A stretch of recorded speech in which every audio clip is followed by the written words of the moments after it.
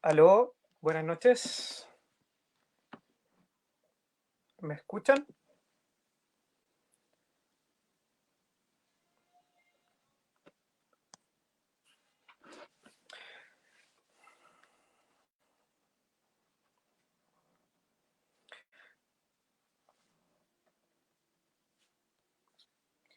Eh, Muy buenas noches, vecinos y vecinas de la comuna de Los Espejos y también a la gente de Santiago que se está conectando para comenzar con esta transmisión de el Recuperemos en Cuarentena. Eh, bueno, mientras se conecta más gente, les comento que este es un programa que ya tiene su quinta versión. Estamos saliendo todos los miércoles y domingos para la comuna de Lo Espejo con distintos temas enfocados en el contexto que estamos viviendo de esta pandemia del COVID-19. Como Recuperemos el Espejo, hemos tenido programas en torno a lo que ha sido la salud mental, en torno a la nutrición, en torno a también a las políticas públicas que han estado implementando, a los derechos de las y los trabajadores. Y hoy día vamos a tener un programa enfocado básicamente en el ámbito de la educación. Vamos a contar con grandes invitados e invitadas. Va a estar el Miguel Caro por ahí, profesor académico de la UNCE del PEDA.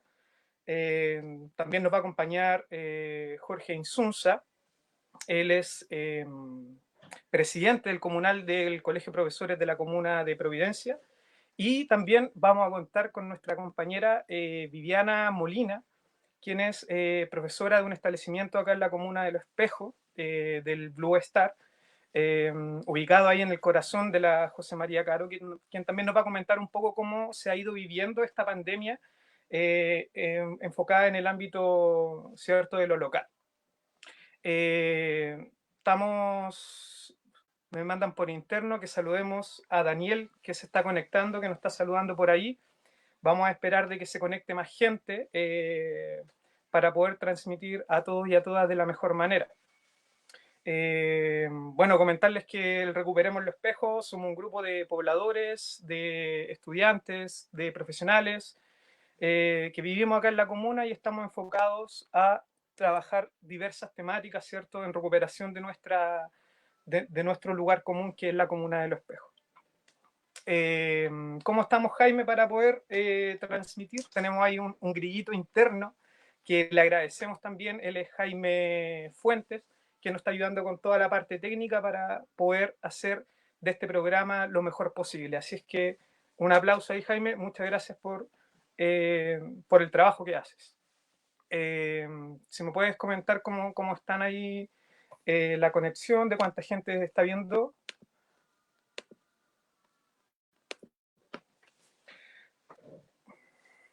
Ahí estamos abriendo el link. Bien.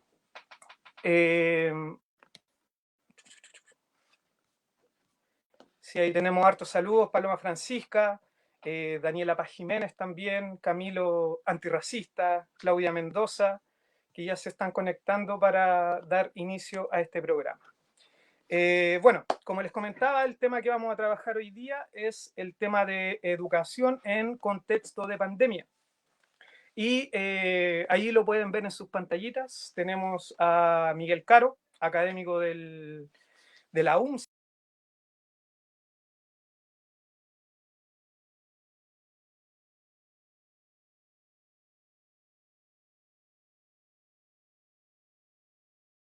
Comunal del Colegio de Profesores en la comuna de Providencia. ¿Me escuchan, chiquillos? Súper bien. Bueno, vamos a partir con Miguel. Como les comentaba, él es académico de la UNCE, del Pedagógico, y está trabajando actualmente en asesorías del Colegio de Profesores en el ámbito curricular. Y te queríamos preguntar, Miguel, partir la conversación un poco contigo de cuál es un poco la perspectiva histórica del momento que estamos viviendo hoy día.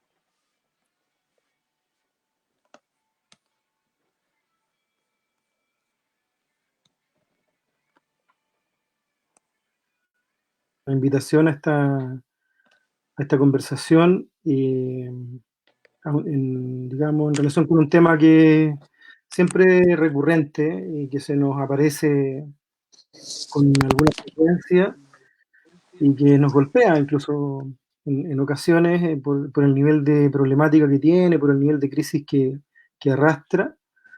Y eh, a ver, yo diría que tenemos una suerte como de contrapunto o de contraste entre lo que vienen siendo los problemas de arrastre de la educación chilena, que son muchísimos y muchos de ellos se han comentado, son conocidos por la sociedad, por la opinión pública, como se dice.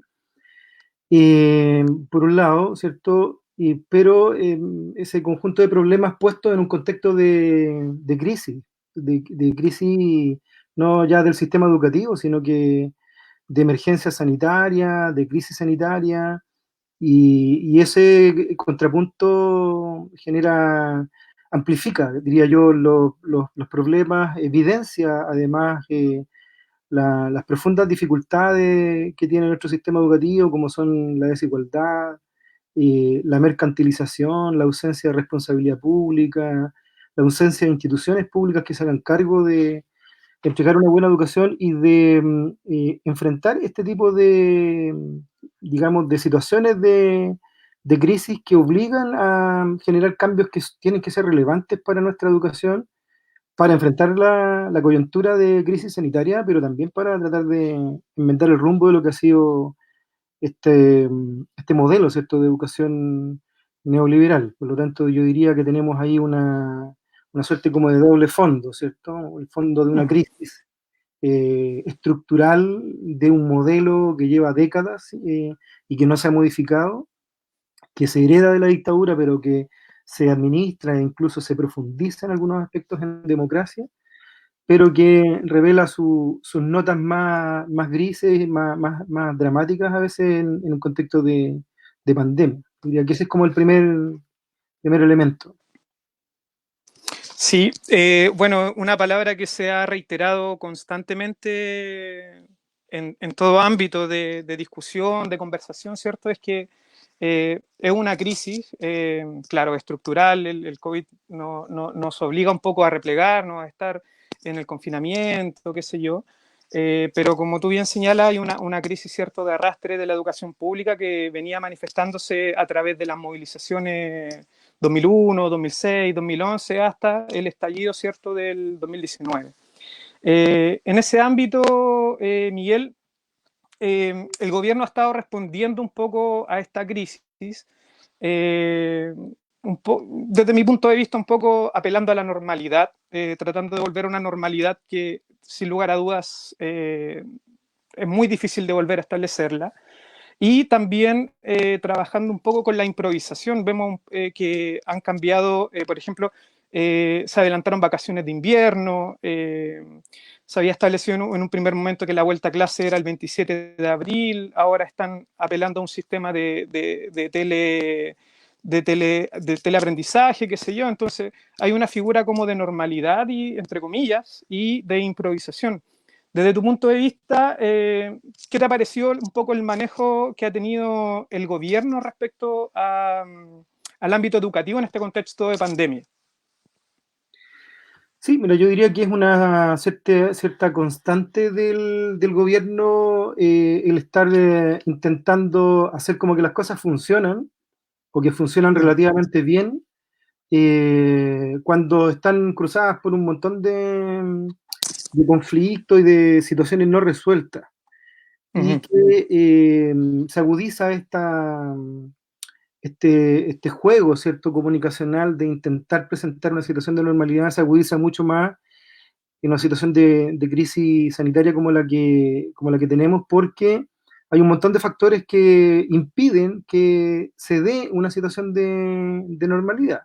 Tenemos, por ejemplo, que esta idea de teletrabajo que plantea y de teleaprendizaje que plantea el gobierno respecto de la continuidad de los procesos educativos se encuentra con un conjunto de condiciones que lo hacen completamente inviable. De partida, gente que está perdiendo empleo, familias que tienen que trabajar, que están hacinadas, que no tienen los recursos, que no tienen las condiciones, que no tienen los implementos, la falta de espacio, la carencia respecto de herramientas concretas para poder apoyar el proceso de aprendizaje, y no se quiere asumir en definitiva que esta no es una situación normal, que hay que de alguna manera trabajar con la idea de que ya no se va a poder desarrollar un proceso educativo completo, que esto implica tomar decisiones y que si eso supone perder un semestre de lo que es un funcionamiento regular del sistema educativo,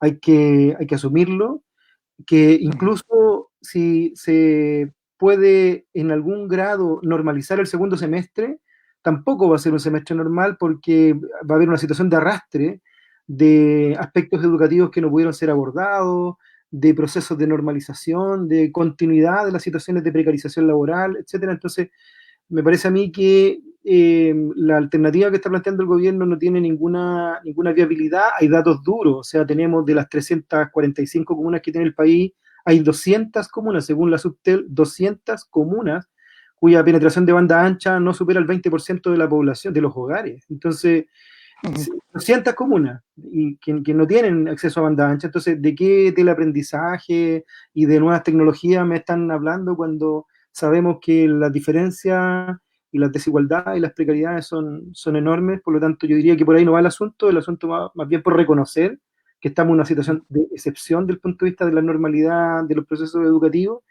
y hay que cambiar el foco, hay que poner, digamos, las cosas en otra dirección. Sí, ahí, bueno, habían unos datos también duros de la OCDE, que fue un informe que sacó durante el año pasado, 2019, que señalaba, claro, de que había un acceso mayor a Internet en la sociedad chilena, pero que enfrentaba grandes desigualdades en términos de su distribución.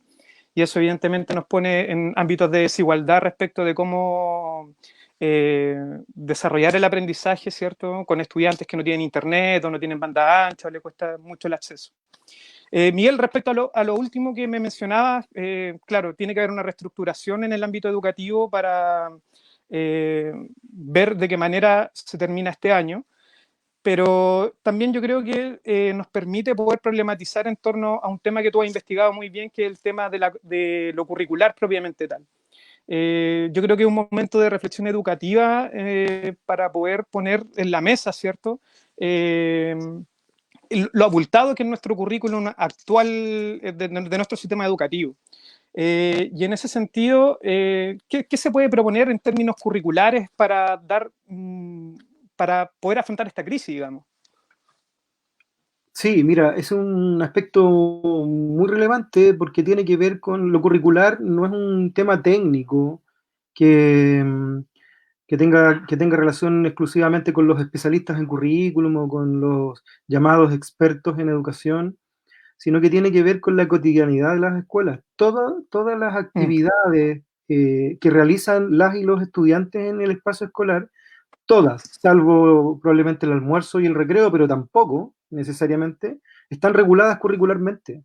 Los tiempos, las acciones, el trabajo docente, las decisiones que toman los equipos directivos, las actividades que realizan los estudiantes, el trabajo que realizan de apoyo por parte de los padres o familias en las casas, todo eso está formateado de algún modo en términos curriculares, y precisamente este tipo de crisis como la que estamos viviendo lo que hace es dejarlo obsoleto, digamos, porque opera en un contexto de normalidad que no es tal. Pero igual quiero señalar que los temas de acceso y calidad en la distribución de los recursos, los temas de condiciones materiales, de hacinamiento, de precariedad laboral, de problemáticas de diverso tipo, no son propios de la crisis sanitaria, son propios de la vida cotidiana normal de decenas o cientos de miles de niños, niñas y adolescentes que están en el sistema educativo. Por lo tanto, lo que hoy día la sociedad palpa como completa anormalidad es algo que tienen que vivenciar cotidianamente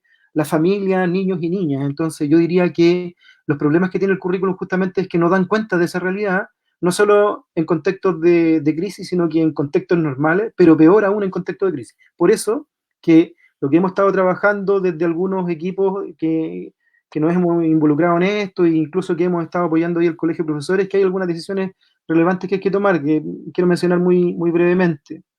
Primero, hay que efectivamente tomar una decisión de flexibilización curricular radical. O sea, esto no hay primer semestre, el segundo semestre está absolutamente comprometido desde el punto de vista de sus tiempos, ritmos, etcétera, incluso el 2021, digamos, la situación de arrastre que se produzca para el próximo año.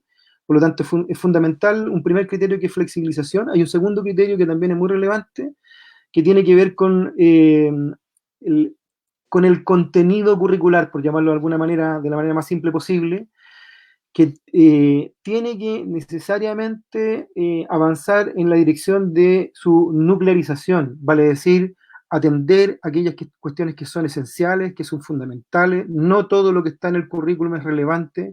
Hay mucha repetición, hay reiteración, hay saturación, hay cuestiones que no tienen ninguna, digamos, significación para el proceso educativo y por lo tanto lo que hay que hacer allí es una operación de limpieza, por decirlo de algún modo, de destilado de lo que es el currículum para sacar aquello que es realmente relevante.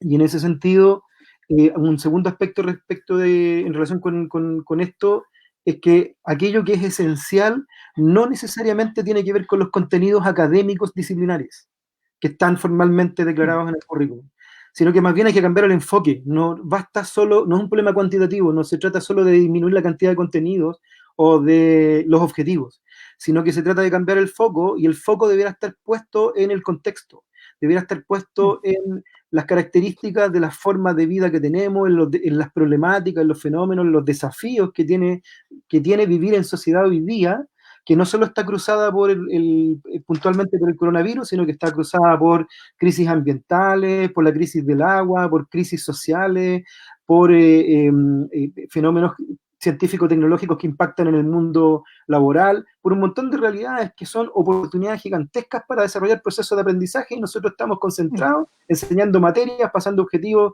de carácter disciplinar que no tienen ninguna conexión con la realidad. Entonces, esta es una tremenda ventana de oportunidad para tomar una decisión que no solo tiene que ver con la priorización o con la disminución o con la selección, sino que cambiar el foco de qué es lo que vamos a entender por conocimiento relevante para impulsar de verdad una educación para la vida, qué es lo que vamos a entender por aprendizaje. Y cierro diciendo que otras medidas tienen que ver con poner un fuerte foco en la transversalidad educativa, aprovechar de hacer integración curricular entre asignaturas, ¿por qué asignaturas separadas cuando desde historia, artes, el lenguaje, se puede abordar un mismo fenómeno desde distintas perspectivas?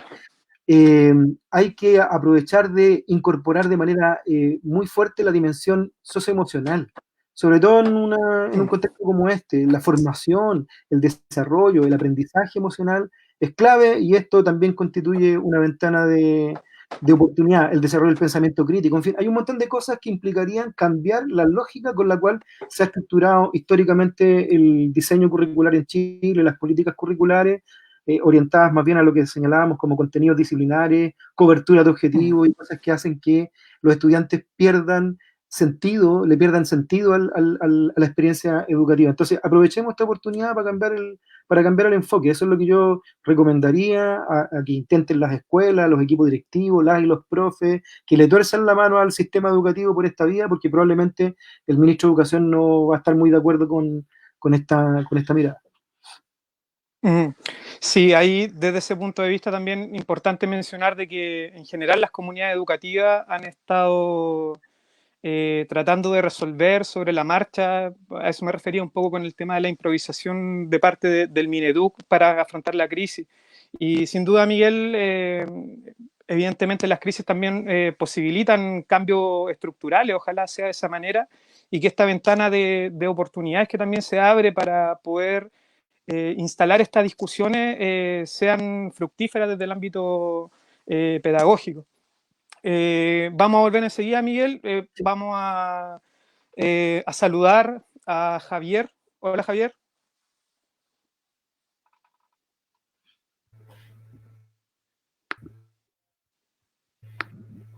Hola, Osman, ¿cómo estás?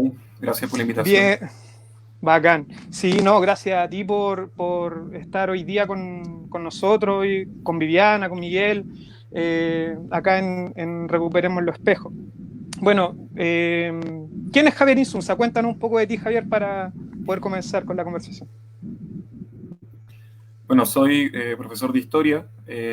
Actualmente soy el presidente del Comunal Providencia del Colegio de Profesores.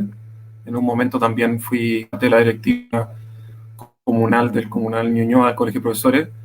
Y básicamente soy eso, no, ni más ni menos. Y aquí estoy un poco para dar cuenta de cómo está abordando el colegio desde la perspectiva de los comunales esta situación de crisis. Sí, sin duda que el Colegio de Profesores ha estado activo dentro de los mecanismos de dar respuesta frente a esta crisis. Hemos escuchado un poco hablar de algunas propuestas que se han levantado. Si te quería preguntar puntualmente, ¿cuál es la propuesta del Colegio de Profesores? ¿Qué es lo que están pensando los profesores hoy día en este contexto de crisis? Sí, mira, yo creo que hay una perspectiva nacional y hay una perspectiva comunal, digamos así. ¿Sí? Voy a dar cuenta primero para poner en contexto lo que es la perspectiva nacional.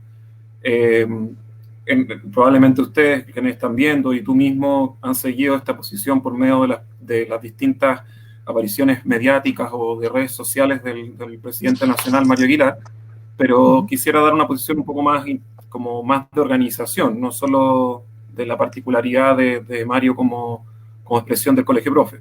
Y ahí yo creo que es interesante un documento que fue presentado por el Colegio de Profesores al Ministerio hace ya un par de semanas, que hablaba de la necesidad de abordar esta situación con un plan, vamos a decir, integral, que se denominó Plan Educativo de Emergencia, que fue la propuesta que realizó el Colegio de Profesores para enfrentar esta situación y que se moviliza esencialmente en problemas que tienen que ver con las situaciones pedagógicas, en primer término, con todo lo que tiene que ver con las clases a distancia y las distintas consecuencias que esto tiene. Miguel ya dio algunos elementos sobre aquello.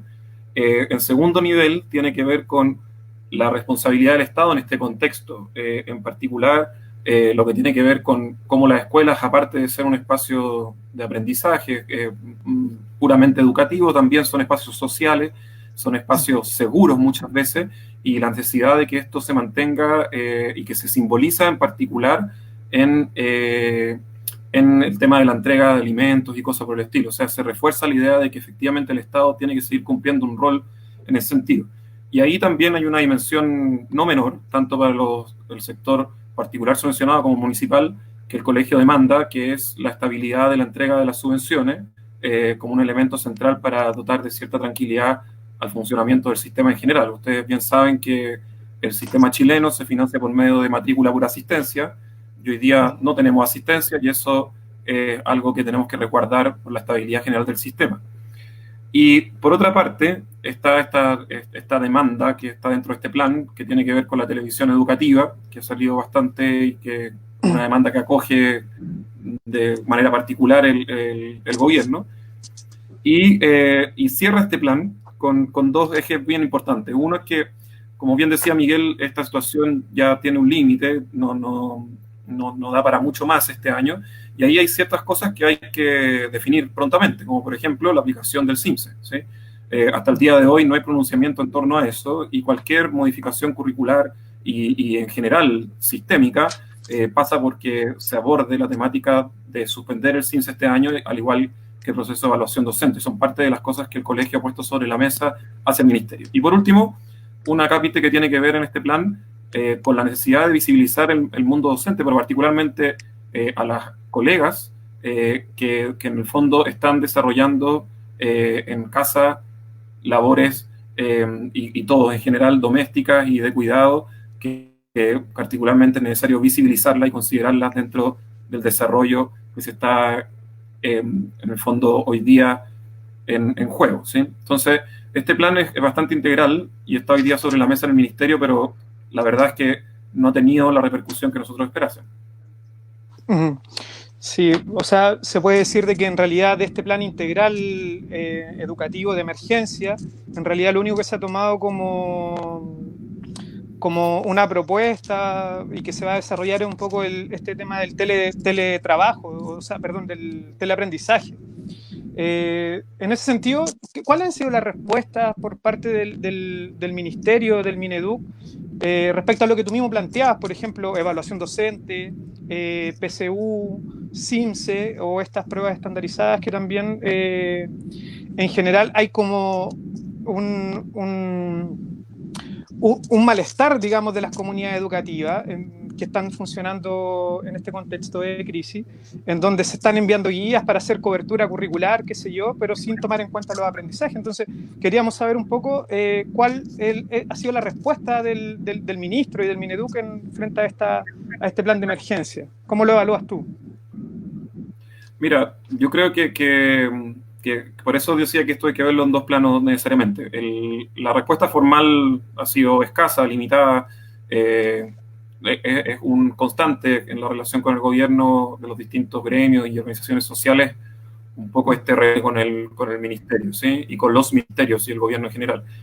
Pero en particular, yo creo que las respuestas han sido poco claras, un poco en la línea de lo que veníamos discutiendo, porque el ministerio sigue insistiendo de que hay la posibilidad de generar cierto grado de normalidad del 2020, ¿sí?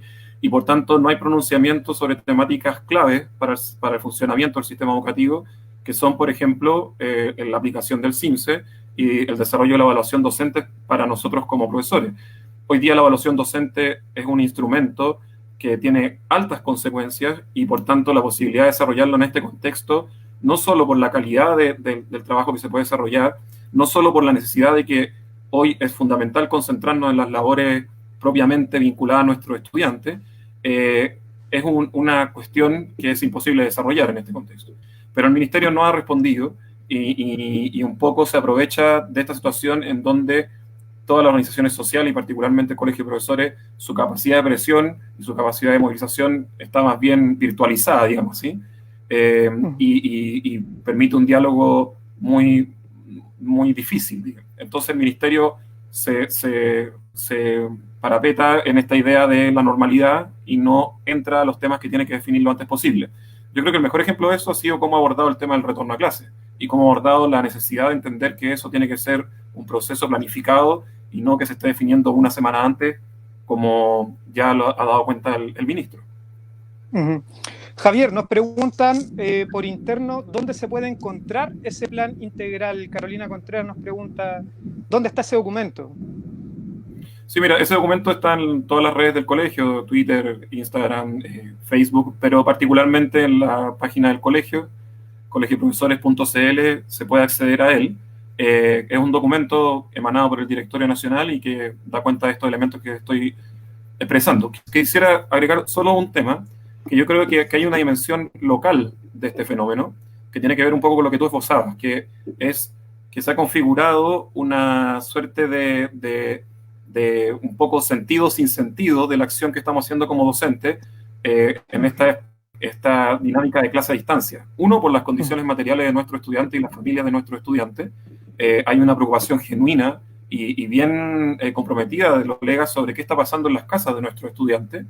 Y por otra parte, porque efectivamente la educación a distancia requiere una serie de elementos y también de tiempos que en las condiciones de cuarentena o de emergencia sanitaria general son muy difíciles de desarrollar, ¿sí? Entonces, tenemos una combinación de un colegio de profes que le plantea este plan al ministerio, pero al mismo tiempo también tenemos un mundo docente que está buscando las maneras de abordar esta nueva forma de trabajo y con una alta presencia de preocupación sobre el quehacer de las familias de nuestros estudiantes y nuestros estudiantes. Sí, gracias Javier. Vamos a volver enseguida. También hay un par de preguntas que están ahí pendientes, que vamos a darle pase ahora a Viviana. Hola Viviana, ¿cómo estás? No te escucho, Vivi.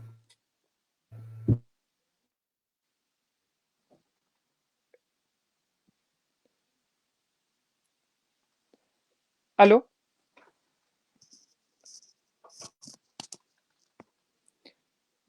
No te escucho. Vamos a pedirle ahí a Jaime por interno si nos puede ayudar un poco con el tema de la conectividad.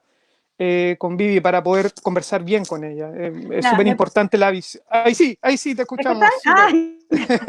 Sí, ¿cómo estás, Vivi? Bien, muchas gracias por invitarme. Me siento muy agradecida de esta oportunidad. Bueno, Bien, contarles que Viviana. mi nombre es Viviana, soy profesora básica con mención en religión y en ciencias naturales. Vivo y trabajo en esta comuna hace 27 años, 17 que los trabajé en escuelas subvencionadas y 10 años que estoy trabajando de lleno en las escuelas municipales de mi comuna. Por lo tanto, trabajo con niños de mi población, vecinos, y para mí es una opción y un agrado seguir viviendo en la comuna donde nací también, por opción. Es un poco de... Espejina de corazón, la Vivi. Espejina, sí. Siempre he trabajado en la comuna de Los Espejos. Oye, Viviana, queríamos preguntarte un poco cómo se ha visualizado la respuesta del mundo docente en las escuelas de la comuna, cómo ha estado reaccionando frente a este contexto de COVID-19. Bueno, yo creo que como a todas las personas nos pilló de sorpresa, sin mucha información, ¿cierto? Alcanzamos a hacer clase una semana y luego viene esta suspensión día domingo, donde el día lunes los docentes no teníamos idea de lo que venía, de lo que teníamos que hacer, si teníamos que estar en los colegios o no.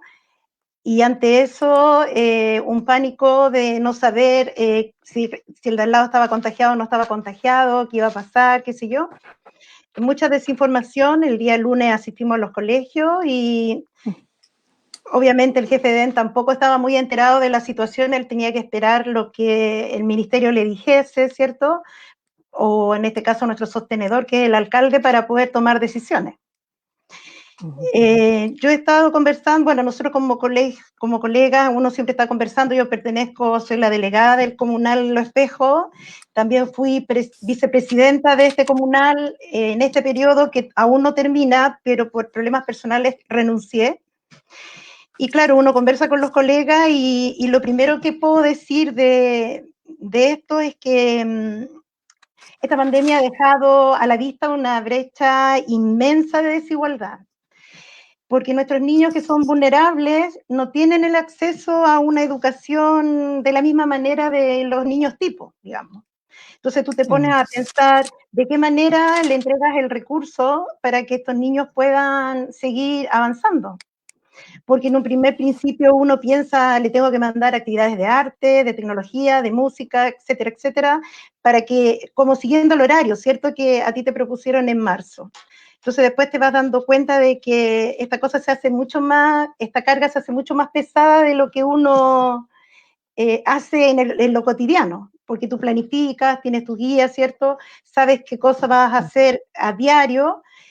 Sin embargo, aquí hay una presión más grande porque quieres también cumplir con lo que te piden tu jefe, en este caso nuestros directores o nuestros jefes técnicos. Cuando yo hablo de esta brecha, no hablo solo de no tener internet o no tener computadores en la casa. Nosotros acá en esta comuna, que es una de las más pobres que existe en Chile, porque Los Espejos es la comuna más pobre, ¿cierto?, que existe acá. Sin embargo, igual tenemos recursos, contamos con PIE, contamos con audiólogos, psicólogos, ¿cierto?, educadoras diferenciales que están siempre apoyándonos. Pero el problema se genera en el hacinamiento que tienen los chiquillos, que muchas veces las escuelas son el refugio de escapatoria. Muchos de nuestros niños viven hacinados, ¿cierto?, con padres drogadictos, con padres no presentes, con madres jefas de hogar, y se nos presenta un montón de situaciones que nosotros tenemos que darle solución y de forma inmediata, ¿cierto? Si un niño tiene hambre, tengo que ver de dónde le consigo una colación para que él pueda tomar desayuno, por ejemplo.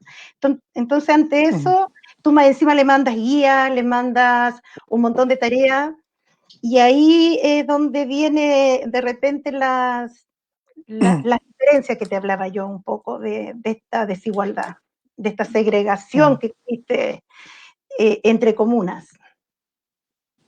Sí, un poco evidenciando lo que nos comentaba Miguel en el comienzo, de que esta crisis no es tan solo de contexto de pandemia, sino que es una crisis de arrastre en donde la estructura de desigualdad ha impuesto lógicas distintas de funcionamiento, tanto en el cotidiano, sin crisis de pandemia, ¿cierto?, como también en este contexto de crisis de pandemia. En el contexto del espejo, comentarle un poco de que, bueno, Vivi vive acá, nos comenta un poco la realidad de las y los estudiantes, ¿cierto?, de nuestra comuna, evidenciar de que la violencia de género también es un tema importante, la violencia intrafamiliar, el hacinamiento, no están las condiciones, ¿cierto?, para poder desarrollar un aprendizaje, que son elementos de contexto.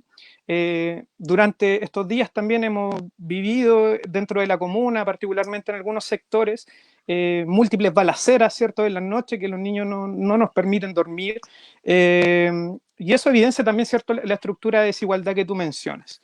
Vivi, también te quería preguntar cómo ha sido la relación con los apoderados acá en la comuna. Hay gente que está preguntando cómo se vincula la escuela, ¿cierto?, con las y los apoderados que llegan con dudas, no saben si las guías son evaluadas, qué sé yo. Mira, yo te voy a contar la experiencia de mi escuela porque es lo que es mi realidad, ¿cierto? Nosotros decidimos darle enfoque a las 4 asignaturas que podríamos llamarle que son las más importantes, porque dentro del currículum son todas importantes, ¿cierto? Pero como para no sobrecargar a los chicos, decidimos enviar guías de lenguaje, matemáticas, ciencia e historia. Uno manda guías a las casas, o sea, perdón, uno manda la guía a la jefa de UTP, ella las imprime, ¿cierto?, junto con el grupo que va a la escuela de forma ética, porque también llegamos a ese acuerdo que las personas con problemas de salud, ¿cierto?, de cierta edad, no fueran a trabajar, se dio esa posibilidad, y que la gente voluntariamente se ofreciera para ir a hacer turno ético, tanto para ayudar en JUNAEP, para ayudar a fotocopiar esta guía, a entregar a los apoderados. Como sabemos que estos apoderados no mucho tienen internet, lo hicimos físico, o sea, se imprimieron las guías para todos los chicos, y te voy a decir que a nosotros, por lo menos en nuestra escuela, nos fue bastante bien. La gente fue a retirar estas guías. También se creó una página de Facebook que es una página que ayuda con material didáctico. Aparte de lo que nosotros enviábamos, también se subía a esta página y la gente que tenía acceso podía descargarla directamente desde esta página, ¿cierto? Con respecto a los apoderados, yo te puedo decir que hay apoderados que le da lo mismo que uno entregue guía o no entregue guía, ellos no están preocupados mucho de eso. Y hay otros apoderados que son mucho más presentes, si se puede decir de alguna manera, que te voy a dar un ejemplo básico que me decía profesora, es que, por ejemplo, yo trato de decirle a mi hijo cuánto es 2 más 2, pero él no me entiende lo que es más 2. Entonces, ¿qué quiere usted? ¿Que yo le dé la respuesta a mi hijo o que él entienda? O sea, yo no tengo los recursos para enseñarle a mi hijo cuánto es 2 más 2. Entonces uno se da cuenta de repente que la guía en estos momentos no está haciendo efecto, porque no tenemos los recursos, ni siquiera tenemos el acceso para yo aclararle las dudas a estos niños, ¿cierto? Entonces, vemos que son, como decían los colegas anteriores, son soluciones de parche en el fondo, que hacen que uno esté horas y horas, ¿cierto?, preparando guías, y los chicos no son capaces de hacerlas. Yo hago clases de quinto a octavo y en todos los cursos pasa eso. O sea, si el chico no te entiende cuando está contigo, menos va a entender desde las casas donde muchos de los padres son analfabetos, no entienden las materias que uno les pasa, no es lo mismo que una clase presencial, ¿cierto?, donde el chiquillo tiene dudas, levanta la mano y pregunta. Desgraciadamente nos tocó vivir esta pandemia. Yo te digo que los apoderados han sido colaboradores en ir a retirar esa guía, pero a mí no me consta si los chicos aprendieron o no aprendieron el contenido que yo quería.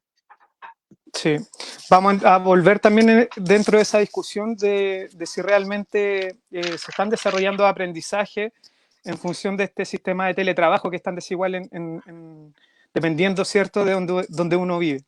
Viviana, Javier esbozaba ahí algo súper importante respecto a la perspectiva de género de este tema del teletrabajo. Y de hecho te invitamos a ti también en función de esa perspectiva. Si nos puedes comentar un poco cuáles son tus apreciaciones respecto de la mujer trabajadora de la educación, ¿cierto? Que tiene que, en general, la estructura cultural patriarcal, ¿cierto? Ha hecho de que sea quien tenga que realizar las labores domésticas, y también el cuidado de sus propios hijos, y sobre eso desarrollar guías, se está revisando, qué sé yo.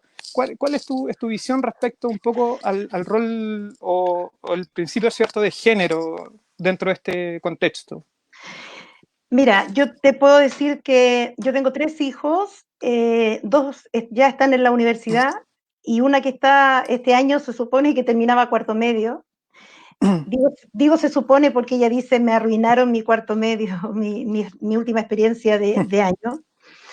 Yo siempre he trabajado, mi esposo igual, por lo tanto, los roles están repartidos. O sea, desde mi experiencia, el que está en la casa tiene que cooperar con el aseo, ponte tú, tiene que cooperar con enseñarle al menor o en cuanto a tarea. Yo ahora trabajo hasta las 1:30 de la tarde, a veces hasta las 4, pero antes yo trabajaba hasta las 7 de la tarde, o sea, trabajábamos en doble jornada para poder tener un sueldo digno. Por lo tanto, nuestros hijos prácticamente se crían solos. Los hijos de profesores son los más abandonados de todos los hijos de los profesionales que puedan existir. Y claro, con harta dificultad. En el caso mío no fue tan costoso porque te digo que siempre hemos trabajado en equipo. No es la misma realidad de las otras personas, porque claro, si yo trabajaba y yo vivo en departamento, por ejemplo, por lo tanto mis hijos tienen de todo lo que necesitan para estudiar acá en la casa, o sea, cada uno tiene su computador, tenemos internet, ¿cierto? Por lo tanto, ellos pueden estudiar de una manera tipo, digamos, pero la mayoría de las mujeres de nuestra comuna no es así. Hay muchas mujeres que son jefas de hogar, ¿cierto? Que tienen que mantener a sus hijos, que llegan a las tantas horas de la noche agotadas, la mayoría trabaja de asesora doméstica, ¿cierto? O de comerciante, y, y de nuevo volvemos a lo mismo, les cuesta un montón poder educar a los chiquillos porque no tienen los recursos ni las herramientas para poder apoyarnos. O sea, esta educación a distancia para mí no ha sido significativa, o sea, no han habido aprendizajes significativos. Sí, a lo mejor ha servido para que como familia estemos más unidos, ¿cierto? Tomemos once todos juntos, almorcemos. Años que yo no podía almorzar con mis hijos, años que yo no podía, no sé, dormir un rato más, por ponerte un ejemplo. Es difícil el rol de la mujer, más cuando uno participa de actividades sociales, anexas.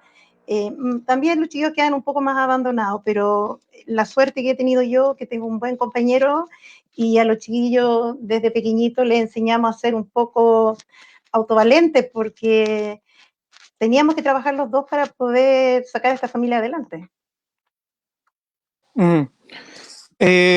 Gracias, Vivi. Javier, respecto de... Bueno, hay toda una incógnita respecto de cuál va a ser el calendario finalmente para este año. Se había mencionado, ¿cierto?, de que la vuelta a clases en general presencial iba a ser el 27 de abril, con algunas dudas respecto a las determinaciones de la autoridad sanitaria correspondiente. Y en general, algunos profesores, comentarios que se han escuchado es que estaban desarrollando un sistema de teletrabajo con todo lo que ello implica, y de repente, ¿cierto?, vienen estas vacaciones y parece que desestructura todo nuevamente. Entonces parece que hay una suerte de improvisación que está afectando al mundo docente en términos de coherencia. ¿Cuál es tu visión respecto a esas determinantes que, por ejemplo, ha realizado el Mineduc? Sí, mira, yo creo que la performance en relación al tema de calendario escolar y de vacaciones ha mostrado todas las grietas que tiene el discurso del ministerio. O sea, claramente el criterio que ha primado en la opción del ministerio tiene que ver con el resguardo administrativo y con cómo esencialmente, creo yo, hacer malabarismo burocrático para mantener las subvenciones, literalmente. Y en ese contexto han dejado de lado los criterios que tienen que ver con la formación, que tienen que ver con el estado socioemocional de nuestros estudiantes en el contexto de pandemia, las situaciones de desigualdad extrema que se expresan en estas circunstancias, y han privilegiado jugar un rol más administrativo, que yo creo que viste o que da cuenta esencialmente de lo que ha sido el ministerio en los últimos años, un administrador de un sistema más que un creador de un proyecto, ¿sí? O un desarrollador de un proyecto. Entonces, ahí yo creo que se ha generado todo un dilema burocrático. En particular, el ministro comete un error gravísimo cuando intenta colocar la fecha del 27 como fecha de retorno presencial. Él ya se desdice de eso porque sabe que es imposible de implementar. El colegio tenía una postura muy clara en relación a esa situación. Pero yo creo que superando el hecho de que a todas luces no hay ninguna condición para volver el día 27 de abril, la pregunta es cuándo se vuelve y en qué condiciones, ¿sí? Y ahí yo creo que hay que ser muy claro. O sea, las condiciones tienen que ser las que den total seguridad sanitaria a todos los miembros de la comunidad educativa, ¿sí? Y eso va a requerir confianza, y la confianza se construye en función del tiempo y de las acciones. Entonces hay que esperar qué pasa ahí desde el ministerio, pero yo creo que hoy día jugar con las fechas, si volvemos en julio, si volvemos en agosto, etcétera, no creo que vaya a lugar, porque de verdad hay que generar un criterio, y el criterio tiene que ser la sanidad y la confianza en esta posibilidad, ¿sí? Y en particular, la opción de las vacaciones adelantadas es también algo que hay que mirar. Yo creo que sin duda que estábamos en un proceso vinculado al tema de las clases a distancia, que podía estar funcionando bien, mal, más o menos, pero yo creo que básicamente no se entiende por ningún lado esa decisión, ¿sí? Y por tanto, en el fondo juega, mejor dicho, tira más suciedad al discurso, más problemas al discurso que claridades, ¿sí? Entonces, en verdad no tiene mayor sentido. Este argumento que ha colocado el ministerio sobre las clases presenciales al retorno es también un poco vacío en torno a qué retorno estamos entendiendo, ¿sí? Y solo para cerrar sobre este punto, yo creo que ahí esto da luces de qué está colocando el ministerio por delante, ¿sí? Y yo creo que el ministerio no está colocando criterio educativo y tampoco está dando cuenta de la brecha de desigualdades que existen.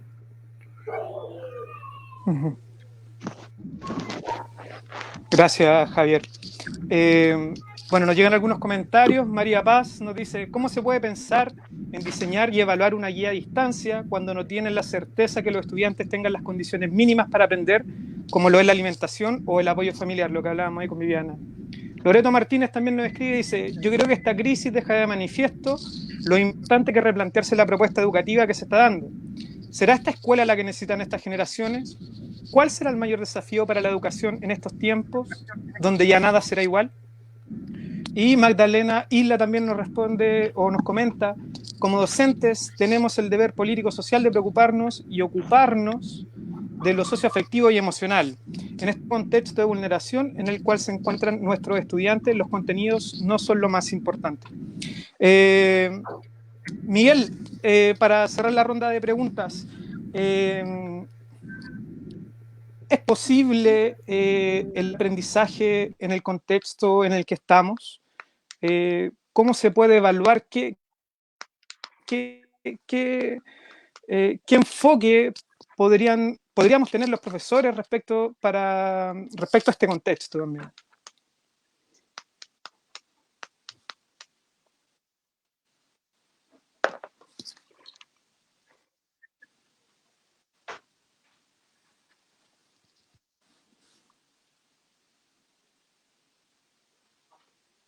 Miguel, tienes tu micrófono apagado.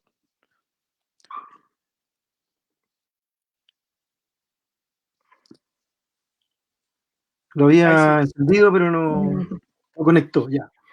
Ahí sí, no, decía que lo primero que hay que preguntarse es cuál es el proyecto educativo que estamos impulsando como país, como como sociedad para responder esa pregunta, porque el tema de fondo tiene que ver con que aquí se construyó un modelo de mercado en la educación, y el mercado, o sea, mercantilizar la educación, y esto lo hemos tratado de decir varias veces, mercantilizar la educación no es solo un problema que tiene que ver con la privatización de la propiedad de las escuelas.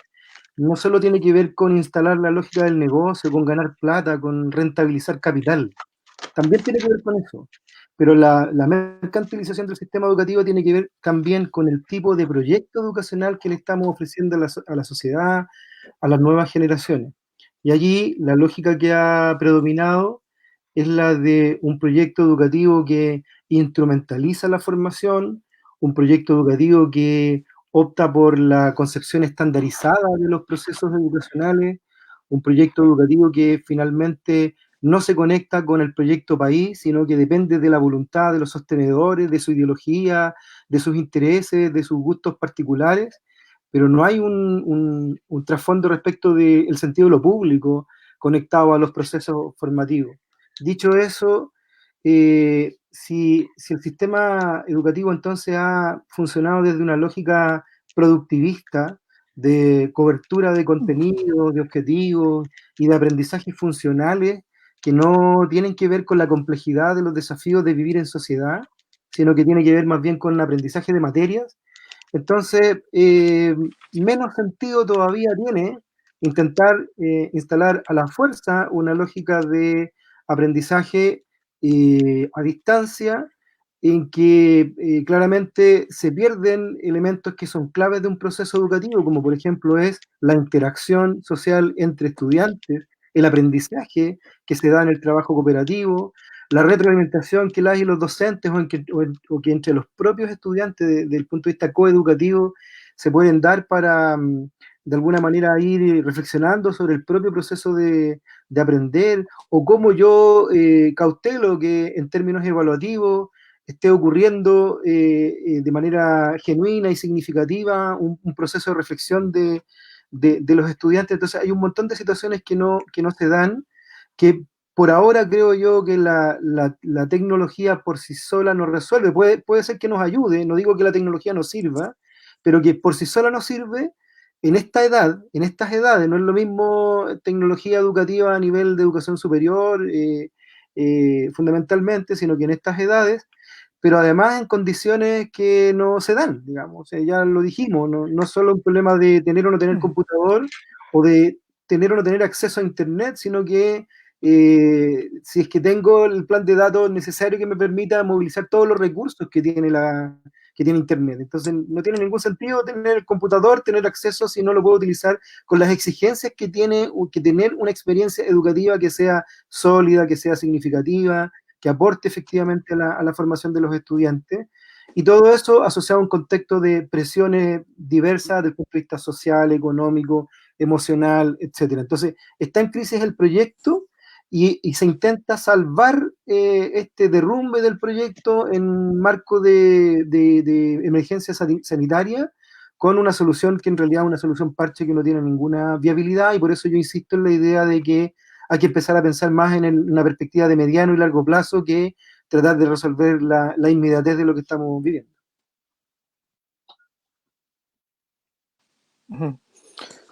Bien, mil gracias. Bueno, lamentablemente estamos llegando a la hora, ¿cierto?, de programa que teníamos preparada.